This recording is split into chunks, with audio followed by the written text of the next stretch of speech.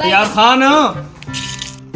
जी जी बिस्मिल्लाह बिस्मिल्लाह सरदार साहब बहुत मालो ठीक हो मैं मालो अल्हम्दुलिल्लाह मैं कहा तुसा दा हाल वाल पुछना कोनी ते असी को पुछवा ताबेदार क्या कहना क्या चाह रहे हैं भाई सरदार साहब के बहुत सुड़ी के रूटीन को मफली नहीं दूसरे सामने धुप्पा ते पाई हुई सुकनी ओते वंडवार त्रै ऐसे करो आसने मैं बेस मेरा पे करी त्रै ऐसे काई ने ला लो अच्छा हमको सिखा रिया है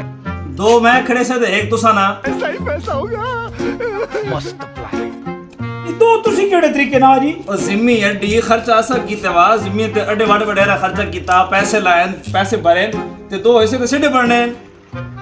हैरानगी वाली की वाले जनाब डोडे क्या छिले फली क्या छिली तुसा ट्रैक्टर ना रवाई क्या में तुसा जिमीनी गोडी क्या कीती वे तुसा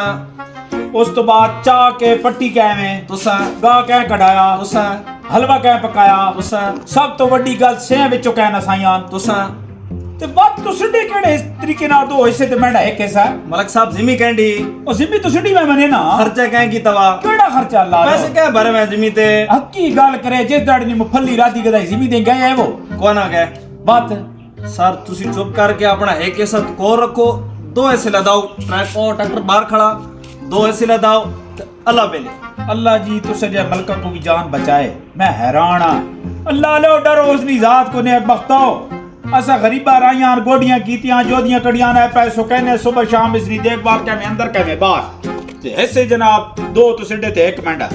मान गया जी मलक साहब आखिरी बार ने जड़ी थी दो ऐसे तुसा नसीब होवन एक मैं रख दिसा गल है वो कदर नहीं जड़ी बात तुसन मुकदर चाहिए क्यों जी गाल ते ओ गल मुकद्दर नहीं मैं मने ना आवे लेकिन ये जी मुकद्दर भी नहीं भाई दो ऐसे थोड़े थे कैसा मंडा मलक साहब बस जिम्मी सिटी मलक साहब सिमी तुसा नसीब होवे इस तो बाद कोई बड़ा हाली ढूंढ के ने और बंदा